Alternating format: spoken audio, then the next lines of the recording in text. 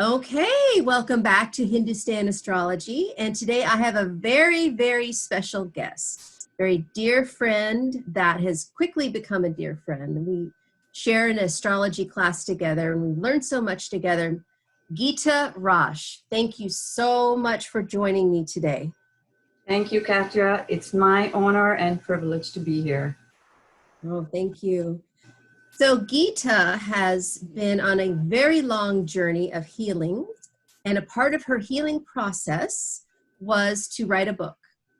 And she has the pleasure and honor of being born in South India.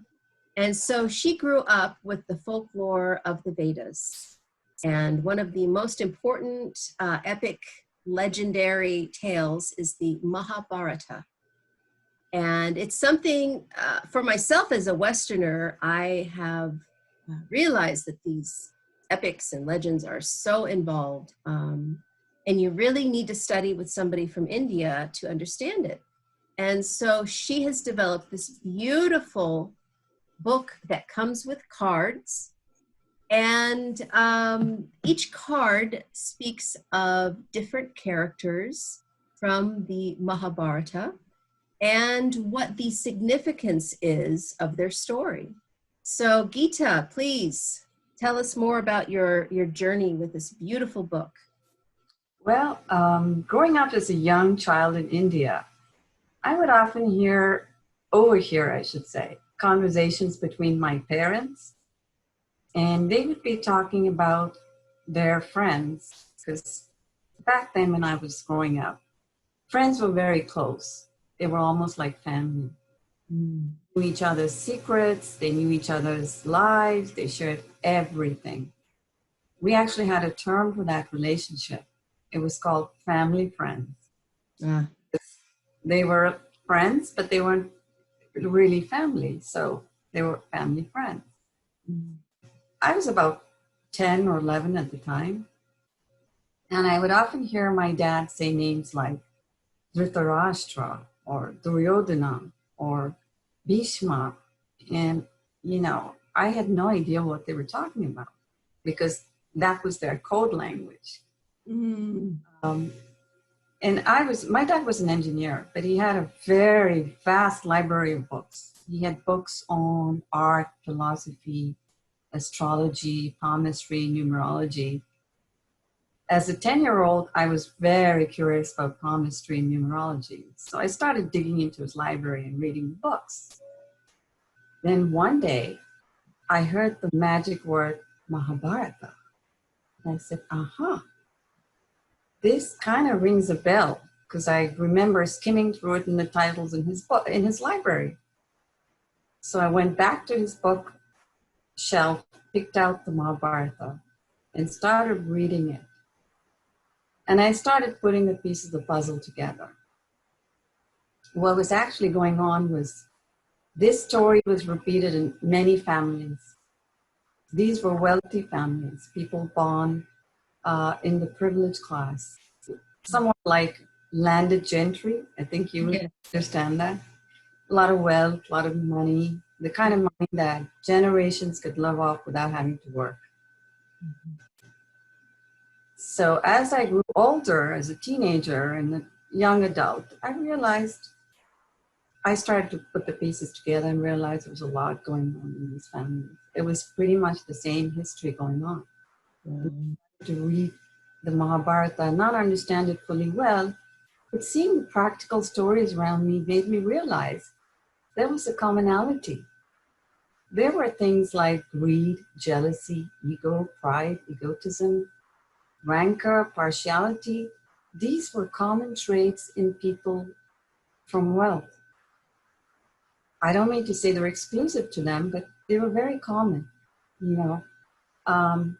even though they had so much, and even though they lived in closely knit families, bonded tightly with love and reverence, it was funny how these qualities made them forget everything and start disputing over a piece of land or a few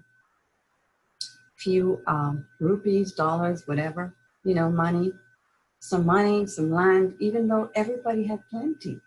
Mm. Finally, every story had the same theme where there was the eldest, which is like Jeshta, who was doing the mischief, and there was always a character like Shakuni, and they were the same characters. Mm. Uh, it was even complete to the point where there was banishment into the modern day forest, which is abroad. Almost every family had it that we knew of. And then, unfortunately, I realized it was happening in my dad's own family. Pretty much the same thing happened. So this story made a very deep impression in my mind. And, I guess it was my dad's way of explaining to my mom that his family wasn't any different, But Yeah. this story made a deep impression in my mind, and I said, I have to do something with it someday. And of course, when the time came, when I was diagnosed with an illness, I said, this is the time for me to put this into action, make something out of it. And I know that there have been a lot of adaptations, different versions, different interpretations, so many. They've even been made into films and serials and television shows, and everything has been done. And I asked myself, what can I possibly do with it? What can I do that's different, that's unique, that would be a contribution? And of course, I've been a psychic medium for some time now, and I love the cards. And, I said, why not combine the story with the theme of psychic tarot and oracle divination cards? And I said, yeah, that sounds like a really good idea. And also being an artist, I had a vision for what I wanted and how the characters should be portrayed and so on and so forth. So that's why I got started on this journey. That's amazing. Yeah, you really were, Spirit was telling you it's time to be a channel for this download from the Akashic Records. And just for Westerners to know, I believe Mahabharata means great battle, right? Yes, it's the great story. Bharat is the original name for India before the British changed it to India. I did not know that. That's Yes. It was called Bharat, and Maha means great or big. So literally translated, it's the great story of India. okay. So it's not battle, it's story. Yeah, it's a story. Wow. So what I've noticed, because I did not grow up in India, is that I also see these themes throughout, especially, Celtic folklore, because I have a large Irish background. So I'm familiar with those stories. And it's just fascinating to me how you see these recurrent themes in humanity. What is something that really stands out to you as maybe a favorite or something that you think is especially important for people to understand in your cards? What I really wanted to say, and the message I wanted to send, is that these characters that existed more than 3,000 years ago still exist today in us all. There's a universality to the story. It is you, it is me, it is the people we're with, it is everywhere. Like the stories of my childhood, it was everywhere then. And it's everywhere now. Those archetypes are embedded in us all. And they offer us lessons. As a history major, I know that history repeats itself. And I think my message is to understand and learn that maybe we can learn from the past to correct our present and our future. Oh, thank you for saying Future generations don't follow the same path. yes, it's so important. Oh, and I want to add that Gita has her master's in history and in business. So you see what you can do when you study history and you can make a business with it and think in a logical way. So I think this is something very important for young people today to understand, because they think, oh, this degree is useless. What am I going to do with it? No, no, no, no. You know, those teachers, those professors in your university are teaching you skills, not just something to get a job with. And so you've taken those skills and you've made it such a creative product with it. And what's blown me away, Geeta, is, as you know, in our astrology group, I've been pulling a card for several of the people that won it. And I haven't had one person say that that's not accurate. I mean, everybody is blown away by the accuracy of the character and how it applies to their situation. So which character do you like best, or do you relate with the most? You know, that's a really interesting question. I like several of them. I actually had a hard time narrowing them down because I wanted to come up to a certain number, and I had to filter them, and I had to do literally a paring down as the product developed to its finality. But I really like the character of Bhishma because, you know, I also teach yoga. So to me, his yogic ability and his powers are really something that we can all learn from. What number is that? Let's go ahead and open the Let's see. cards. So you guys, one thing I love about this deck is it has this lovely magnetic side. This box is beautiful. I know it's always going to protect it. This is something very new, and it's wonderful. And as you open it, you see lovely picture of Gita, and then the cards are here. So we have the book, and then we have the beautiful cards. And we'll pull some in a minute, but which number? I believe it's 32 or 33.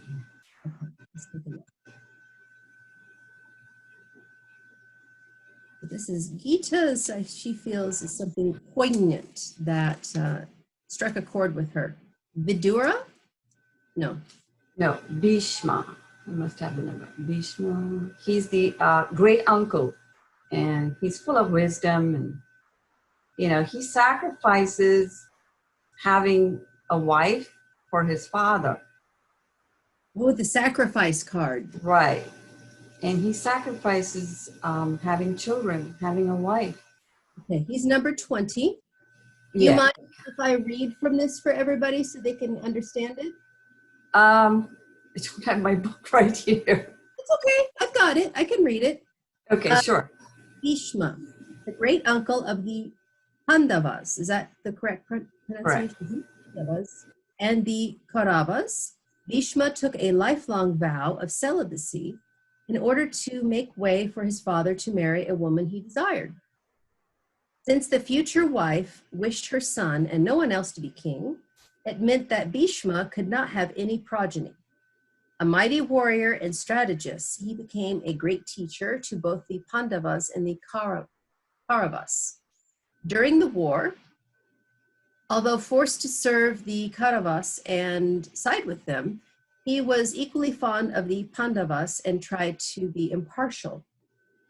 Full of ancestral wisdom, he was in all circumstances centered calmly within himself when all others were agitated. An expert statesman, he was one of the most powerful warriors of his time. A true master of meditation and self-control, he had his finger on the pulse of all events. When a sacrifice is made, it lightens the load of decision-making because the ego is no longer involved for self-satisfaction. The welfare of others is the primary focus. Blessed with a level temperament, he maintained his composure at all times, not giving vent to passion and anger. Like a disciplined ascetic, he bore the loneliness of his sacrifice with great dignity and patience, always striving for noble ideals. This card may indicate a need to make a sacrifice for the greater good in general. Sacrifice may bring rewards or lead to outcomes that serve a higher purpose. You may be going through a period of change or transition. This may signal that a change may be necessary to move forward, to open doors that may lead to broader awareness and growth of the soul. Let me try to find the card while we're in here talking about him. I will say that I did pull this for one of our friends in the group, and it was very clear. At the time, she was taking care of her dog, and then eventually, it was an elder dog, and she had been ill. Here it is. That's it. And the dog passed away. And I will say that last night, I have an elder dog who's 12, and I was, it was the lunar eclipse, and we were starting the mantras on Cosmic Insights, and I got my cards out. I got so excited, and Fiona's laying there, my dog, at my feet, and this card came up, and I just knew what it meant, because I had a point of our other friend who had let go her dog, and I know that she's failing. She's having some bladder issues. She can't hold her bladder, and she's got a thyroid problem. So I knew immediately. I had an anchor of what this referred to in the everyday world. A sacrifice. She's going to be passing on. At some point. It's probably sooner than later, but that's the natural order. So it's just, these cards are magic, I have to say. Oh, thank you. They really are. Everybody loves them, and you've done some beautiful work. I am so pleased. So let's pull a card. Okay. For I think we need to pull a kind of a card for humanity. Like, where are we at? Why is all of this crazy violence and hatred and people that you would never think are, it just seems like things are flipping, like the people who you would think, are full of peace and love and light are turning into these angry activists. You're right. People who are more conservative are the ones calling for peace. Right. So to me, it's like we need an alignment. And what's coming to mind is a pole shift. Like every planet will shift their poles, and we flip. Now, there's a lot of debate that's happened recently. It's going to happen. But for sure, the North Star, Polaris, is no longer the North Star. It's now Vega. So, how does this happen? Well, it's just again, I've got the Aurora Borealis behind me, and it's the magnetic field. It's a pole shift. Things change. Yeah, things change, and if we're not careful, the whole planet's going to flip upside down. But it's a change in consciousness, and we are in Kali Yuga. Right. So it's the dark age, and what's happening is we're about 2,000 years into it. We have another 10,000 to go till we reach the galactic plane, because the way we're traveling around the solar system, if this is the galactic center, and we're going around like this, right? The way we go is in a sine wave. It goes like this. So when we are lined up with that galactic plane, that's the highest point of consciousness. That is the golden era. And we are in Kali Yuga because we've just hit bottom of that sine wave, and we've gone up 2,000 years, and we have another 10,000 before we hit another golden age. And then we go down again into, down into consciousness, and then up into, it's just ongoing. It takes thousands of years to go all the way around the galactic cycle. Yeah. A reference for people to understand that, we're heading up towards a golden age, but, you're going to have to get reincarnated again to realize. So. Oh my, We can't be freed from that, can we? No. Okay, so I've been doing cards, since 1989. I got Wow. certified with the builders of the Aditum in Los Angeles. They are an offshoot of the Golden Dawn from the UK. So it's a Western mystery school.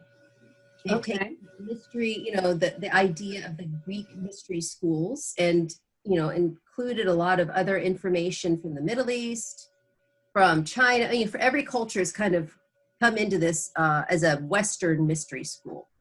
Okay. And I know that the most important thing about doing cards, you guys, is that you have to protect yourself. Because if you don't say your mantras, you don't do things to keep what I call astral nasties out, Mhm. they will come in and manipulate your message. Right. Yeah. So I always say a little mantra to Ganesha, and then I charge my cards with Reiki. And then I just say, look, you guys aren't allowed here. So let's do that really fast. Okay. Now, I don't do my mantras, probably the proper way, but it comes from my heart and it's fast and quick and it seems to work. So, Good enough. yeah, so here we go.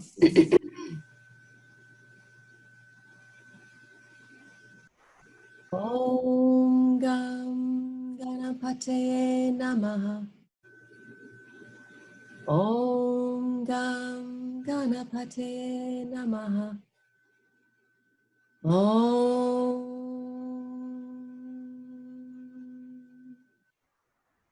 Thank you, Lord Ganesha, for being here. Thank you for being our big protector. Please use your trunk to clear the path and to remove any obstacles to our reading. And please stand by and be our celestial bouncer to keep out any negative energy. We only want messages from Great Spirit. Thank you very much. Charge with Reiki. Okay. I need my glasses for this. I have a story to tell you about Ganesha after you're done. Okay. Yeah, he's your best friend, you guys. He is Yes. the best friend. And and when you see elephants, they're so adorable. Oh my Aren't God. they? So, their heart is just so big. Their energy field is so big that you just can't help but fall in love with them. Okay, so question. What does humanity need to understand right now as we are facing this darkness that seems to be permeating throughout the planet?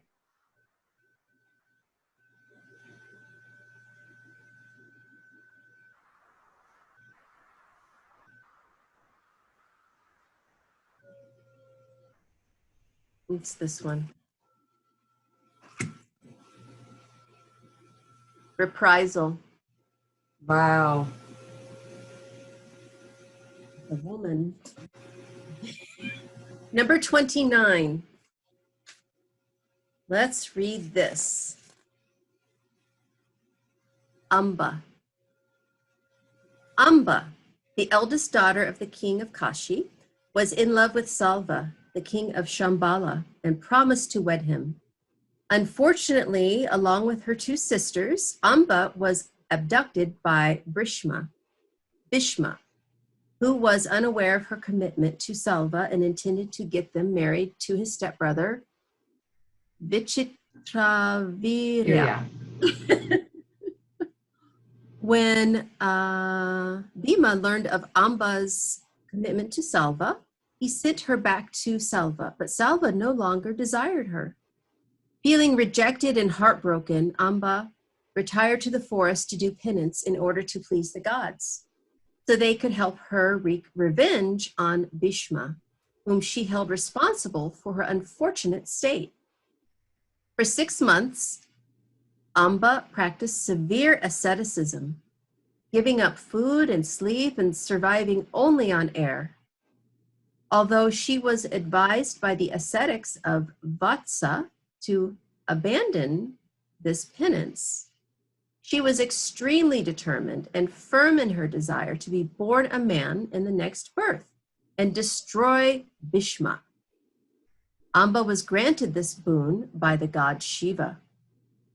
This card cautions that retaliation may not always serve a purpose. Retaliation is a long and arduous process that needs to be examined carefully. Sometimes it is better to magnanimously forgive and move on. This emphasizes the need to stay positive when someone or something does not meet your expectations or plans go awry. Wow. See? These cards are so spot on. I have a million decks, okay? I have a lot of tarot and oracle cards. And since I've gotten these, I go straight to them for whatever question I have. So I would like to hear your take on it. What this card means is not to react to circumstances and events. This is the time of Kali Yuga where these events are going to happen. Stay away. Do not react, because two wrongs do not make a right. So reacting by looting, by burning, by ransacking, by killing is not going to help. Be magnanimous. Help the cause. Don't make a bigger cause. Right. That's, yeah. I would add, don't fight fire with fire, right? Right, right. And that revenge is never the answer. Absolutely. It comes from the ego. Right. The ego needs to be right. And also, I see, the relationship between Saturn and Mars, because Saturn delays, but he never denies. That's Mars's job. Right. Yeah. And so the message is to be more Saturn-like right now. Be patient. Right. Think like an elder. Think about, and Saturn rules the proletariat, the working class. So this card. Be restrained. Yeah, be restrained, especially for the working class. Yes, you have every right to be upset and angry at injustices that have been done to you. But ultimately, it does not behoove you to lash out. Correct. And I always say to people who ask me about karma, because we really throw this term around, and people in the West don't understand that in India, there's two kinds of karma. There's fixed karma and there's unfixed karma, right?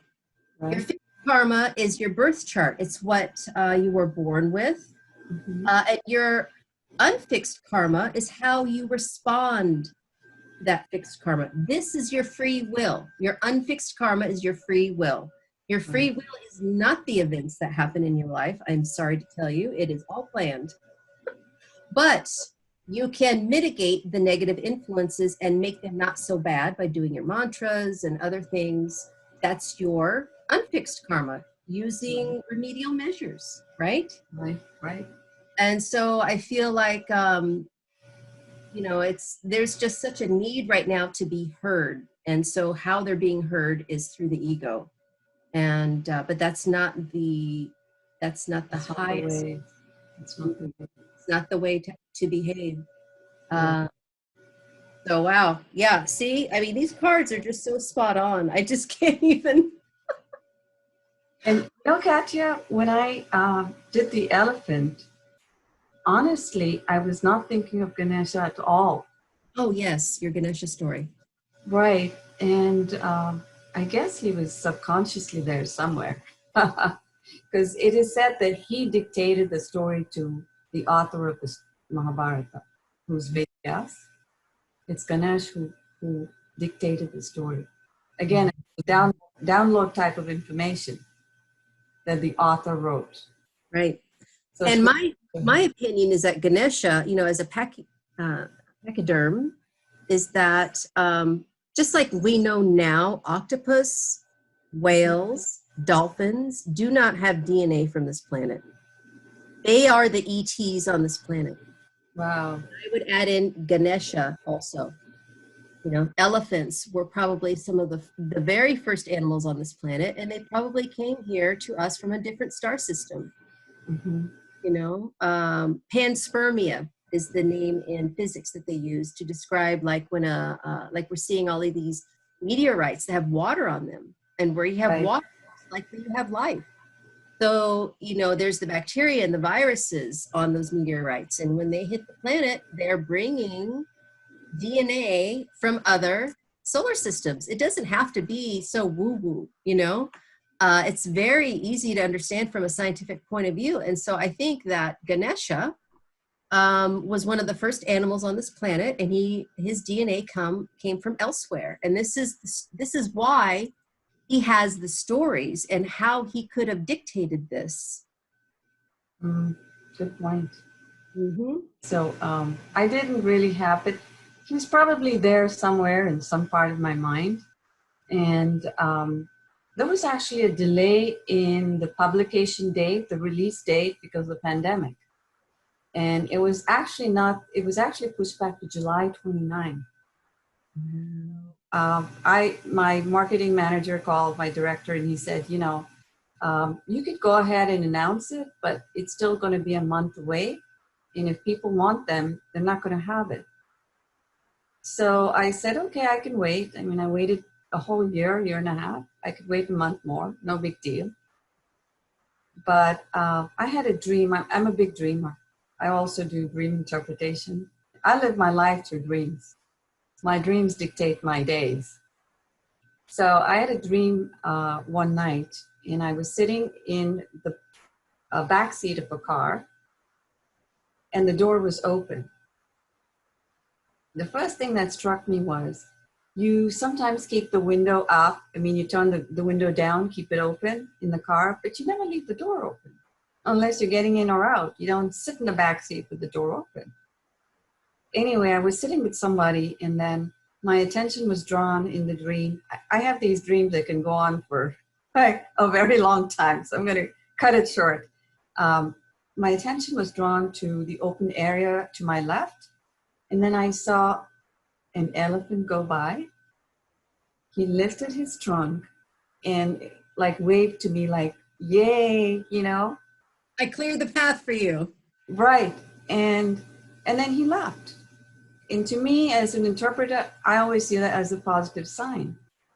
And so it was the next day that I told you guys about it, still not knowing that, you know, the decks were actually going to be, the book was going to be released at its original release date. I had not known that. I think it was a couple of days after I was told that we are sticking by the original release date. And I thought it was really a message from him. And I actually blogged an article on my site calling it the green light with this dream. And what is your site, just so people can look you up? And I'll put it down in the comments too. Okay, it's www.geetarash.com. And I read a lot. Gita, not G-A, E-T. right, Gita, yeah. And I write a bunch of different stuff. It's all over the place. It's not any one subject.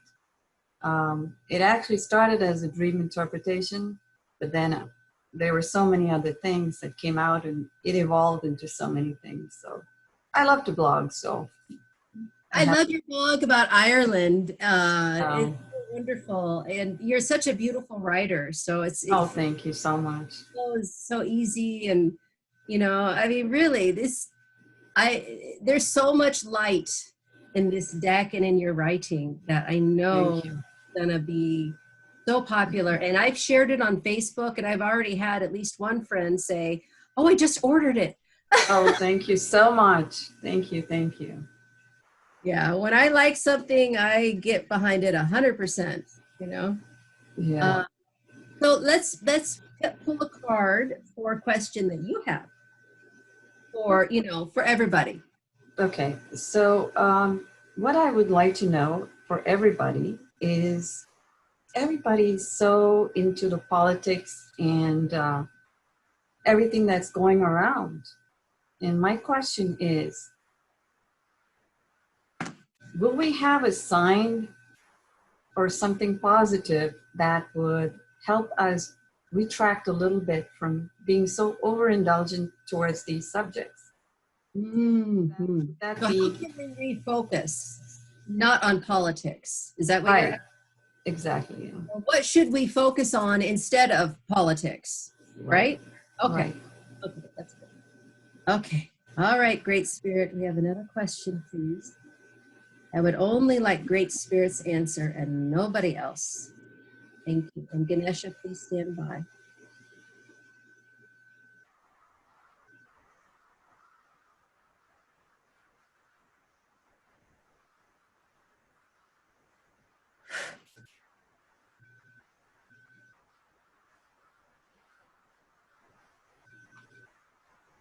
Oh, yeah, I like this one.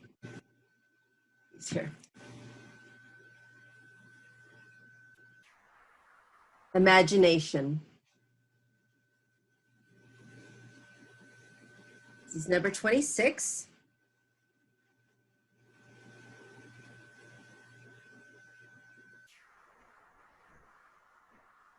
Vyasa. Mm-hmm.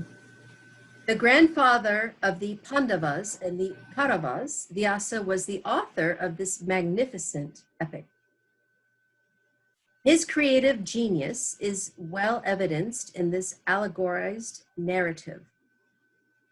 The Bhagavad Gita, which is a discourse between Krishna and Arjuna during the Kurukshetra war, is filled with deep insights and inspirations. With extraordinary clarity, Vyasa explains the complexities of human emotions and behavior, sorrow and pain, wrath and vengeance, beauty and nobility, valor and chivalry. With remarkable spontaneity, he narrated and wrote a lengthy masterpiece. The knowledge, philosophy, and wisdom of this ancient scripture is timeless. The extraordinary aspect is its universality. The principles propounded here are applicable to all. This card indicates a development of imagination and creative powers. A burst of inspiration pervades you, the magnificence of creative splendor. Artistic potential is coming to the forefront. Exploring the realms of your imagination, you are driven with an impulse to create, bring about a dynamic invention, and give birth to an amazing concept. New ideas or ventures are ready to unfold. An opportunity may present itself for you to develop creative talents. So Geeta, let's hear what you have to say about this. What is your analysis? I think the answer here lies in the fact that pay less attention to what's going on outside and get into your own creative, imaginative sphere. Start to develop something. You know, with adversity also sometimes promotes creativity. Like necessity is the mother of invention. It's when something doesn't work, something fails, you come up with a new idea, with a new invention. I think, was it Einstein?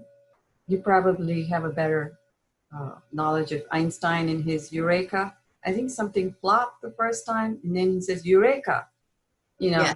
So it's one of those moments of Eureka where things around you, outside of you, externally, maybe it may seem like they're falling apart, but there is something constructive going on.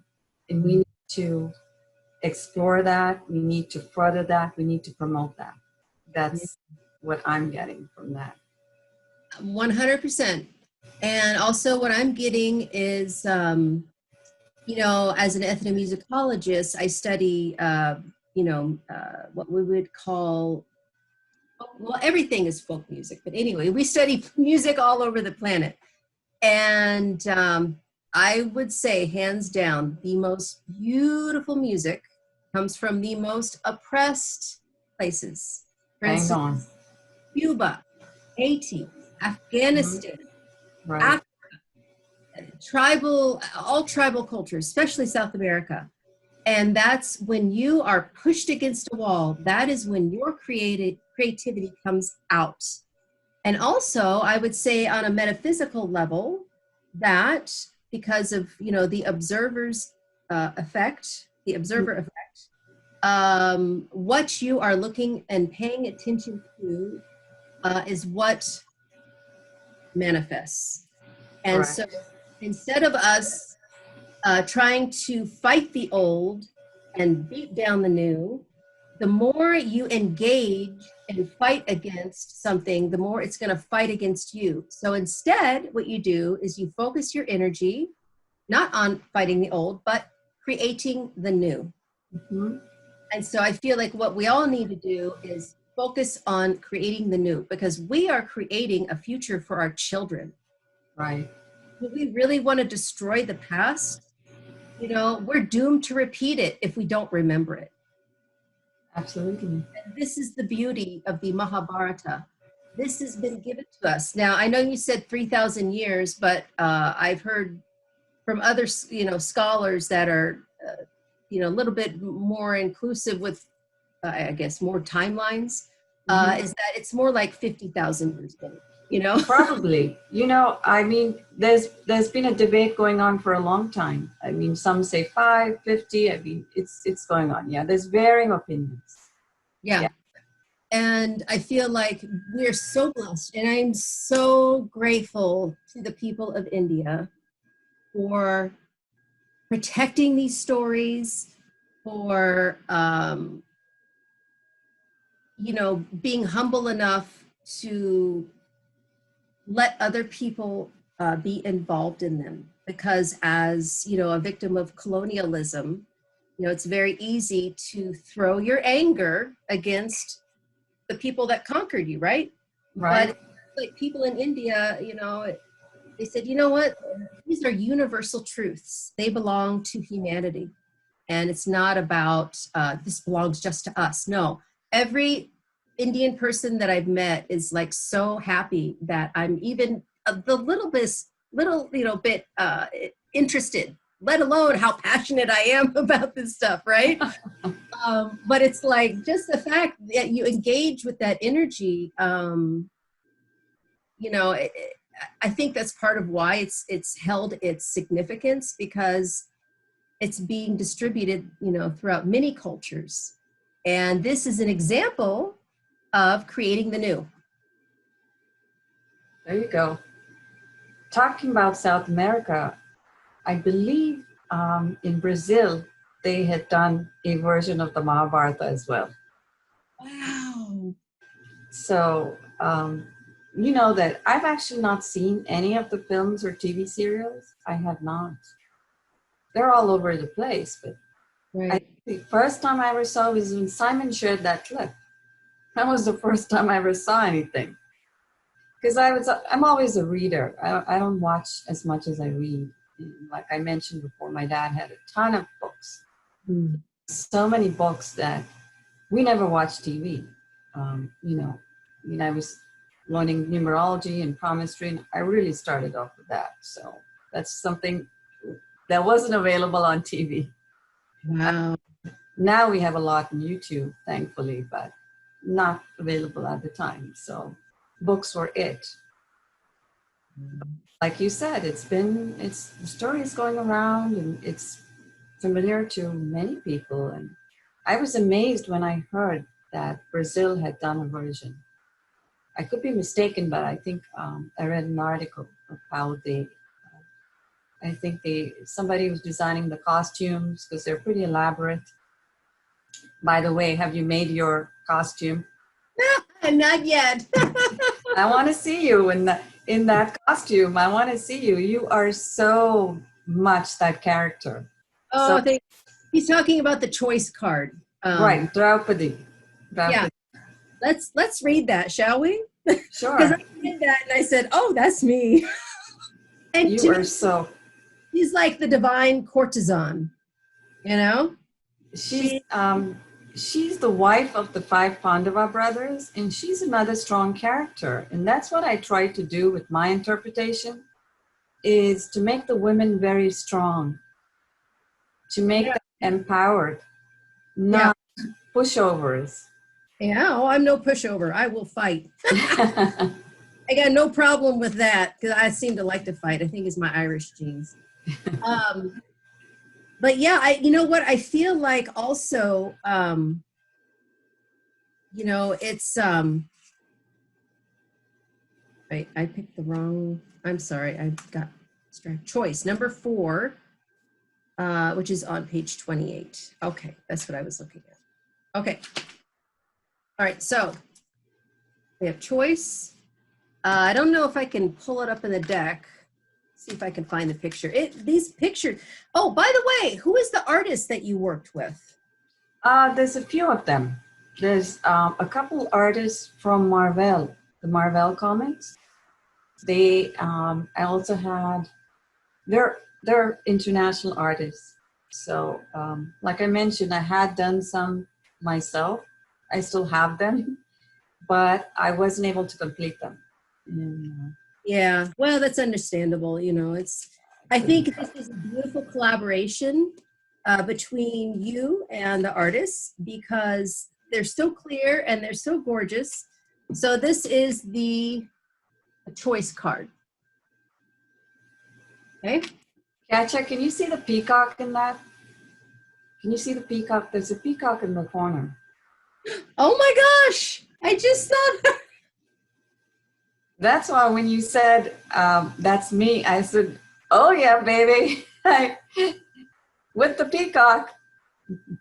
Well, I've got, if you can see behind me, this is one of my 2 peacock rooms. The one behind me, the room behind me is the spare bedroom and the yoga studio, and the whole room is peacock. Whenever I see something peacock, I put it over there and it's Krishna too, you know?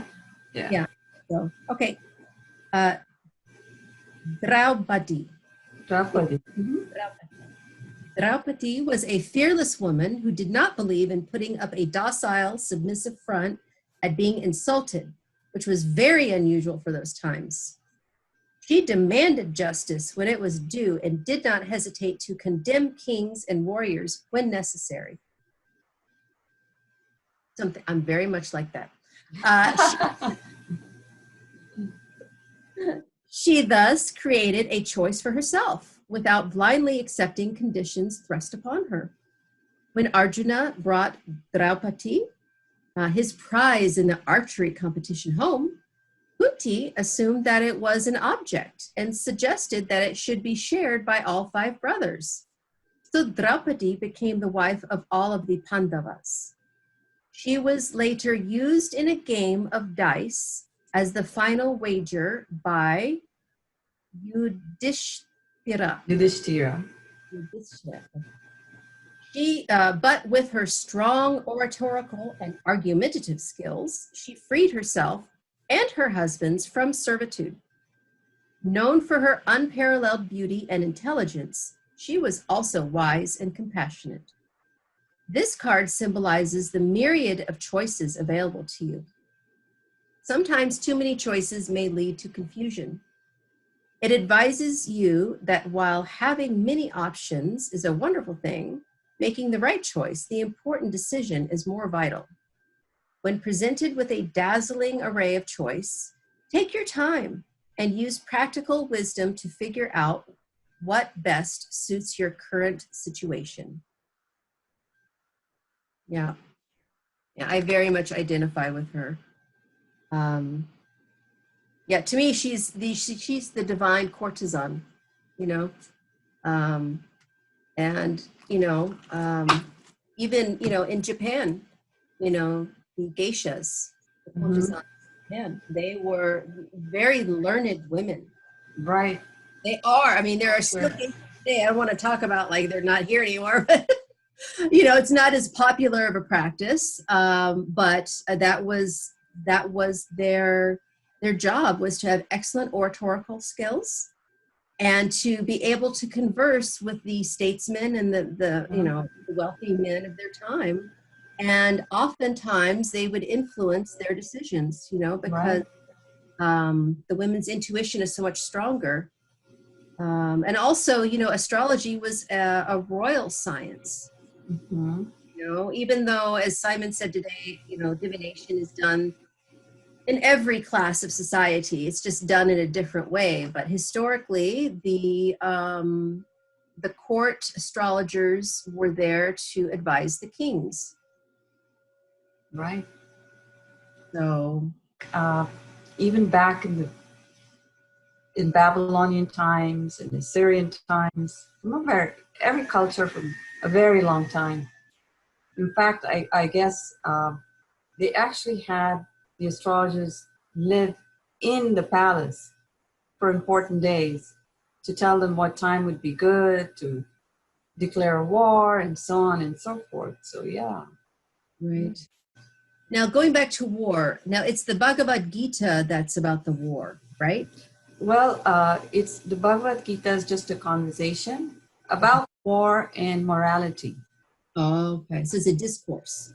It's a discourse, exactly, between Krishna and Arjuna, where he teaches him what is right and what is moral and what is dharma, which is what it's all about, following your dharma. Because Arjuna is not convinced, Yudhishthira is not convinced that they have to fight with their cousins to regain their throne and their property. And Krishna says, no, that is your dharma. You have to do it. So he explains the whole thing. And that in itself is another big complex thing. You know, it's a fascinating little discourse, not little, but it's fascinating. It's very complex. Now, Krishna and Ganesha are brothers, yes? No, Ganesh is the son of Shiva. Yeah, Shiva and Parvati. Right, he's their son, and his brother is Kartikeya. Thank you, Kartikeya, not Krishna. The K Right, is, right, Kartikeya. yeah, Kartikeya. Okay.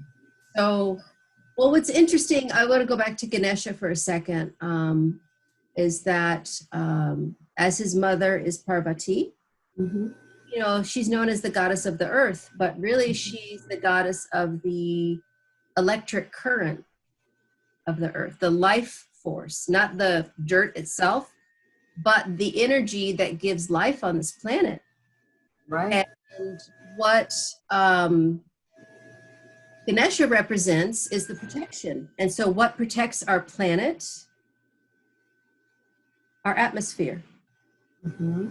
And that is the magnetic field of our planet. And so where does that come from? It comes from the core. And in our body, it comes from our heart, because our heart's an electrical unit. So this, you know, this is Parvati in the body, you know, is the electricity of the heart, you know. Right. What happens, a product of the electric field, is the magnetic field. And so if you get your heart chakra spinning enough, you get it really, and how do you do that? You make yourself happy, right? Do things that make you happy. That makes that heart chakra spinning. And when you get that electric field spinning, you get Parvati spinning, you develop your aura. That's the magnetic field. And in a person, this is Ganesha. You know, this is the Beautiful. relationship between Parvati and Ganesha.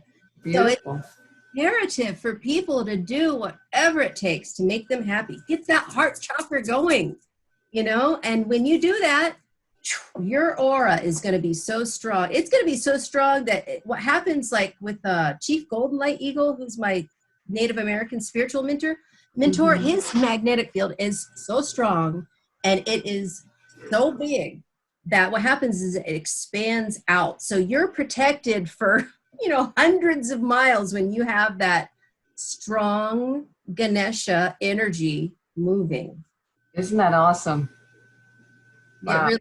And when you understand that, like I noticed with my mom, she passed away a few years ago, and she had COPD, which, you know, is a lung disorder, but lung and heart are right next to each other.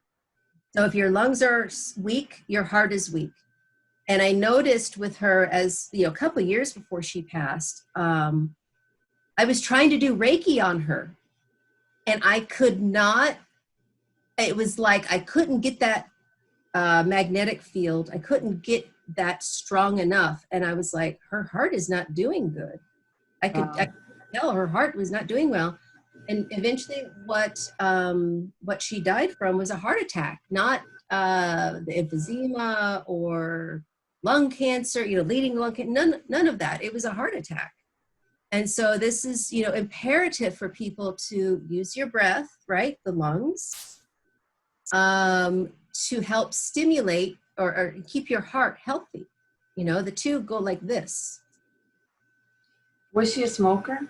Oh, yeah. Oh, gosh. She smoked since she was 13 years old. Yeah.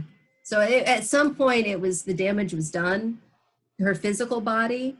And that's what I was sensing when I was trying to do Reiki on her. I couldn't grasp her magnetic fields and increase them.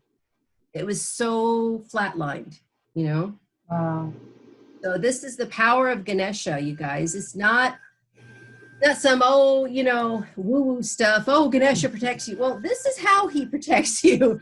There is a physics behind, this energy. And if you understand it from a scientific standpoint, I think it's a lot easier for Western people to accept.